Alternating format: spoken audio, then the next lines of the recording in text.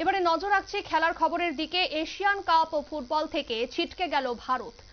158 স্থানে থাকা সিঙ্গাপুরের কাছে পরাজিত ভারতীয় দল। ঘরের মাঠে ভারতীয় দল পরাজিত 1-2 গোলের ব্যবধানে।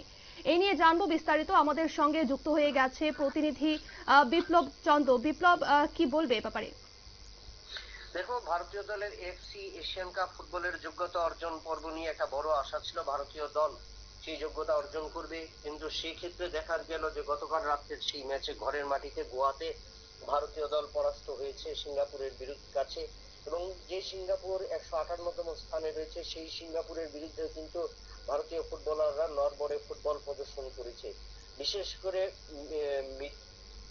ভারতীয় দলের যে ফুটবলারদের মধ্যে যে ঘাটতি সবচেয়ে বেশি পরিলক্ষিত হয়েছে সেটা কিন্তু ম্যাচের শুরু থেকেই, যদিও 14 মিনিটে ছাংতের গোলে ভারতীয় দল এগিয়ে গিয়েছিল, কিন্তু গোল করার পর ভারতীয় দল মাঝমাঠকে কিন্তু সেভাবে ধরে রাখতে পারেনি এবং মাঝমাঠের ব্যর্থতার কারণে 44 মিনিটে সিঙ্গাপুর প্রথম গোল করে ম্যাচে সমতা আনে এবং 25 মিনিটে আরো একটি গোল করে, এবং যার কারণে ভারতীয় দল পরপর দুইটি গোল হজম করার কারণে 2-1 গোলের ব্যবধানে হেরে যায় এবং এই আসর থেকে বিদায় নেয়।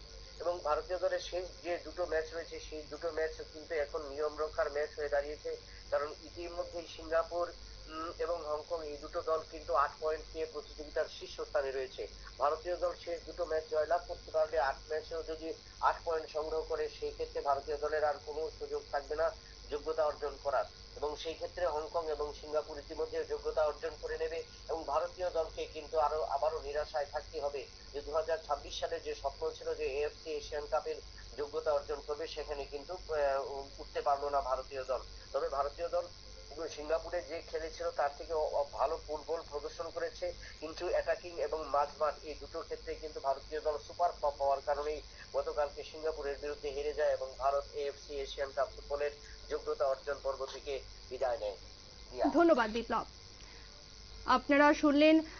তবে ভারতের মূল পর্বে এখন খেলা কিন্তু কঠিন হয়ে গেছে এবং 158 নম্বর স্থানে থাকা সিঙ্গাপুরের কাছে ভারতীয় দল হেরে যাওয়ায় কিন্তু একটা বড় ধাক্কা পেয়েছে এবং এই দুটি দলের মধ্যে গ্রুপ চ্যাম্পিয়ন হয়ে মূল খেলার পর্বে কি অর্জন করবে কিনা তাই কিন্তু এখন দেখার বিষয়। নিয়ে নিচ্ছে ছোট্ট একটি বিজ্ঞাপন বিরতির সঙ্গে থাকুন।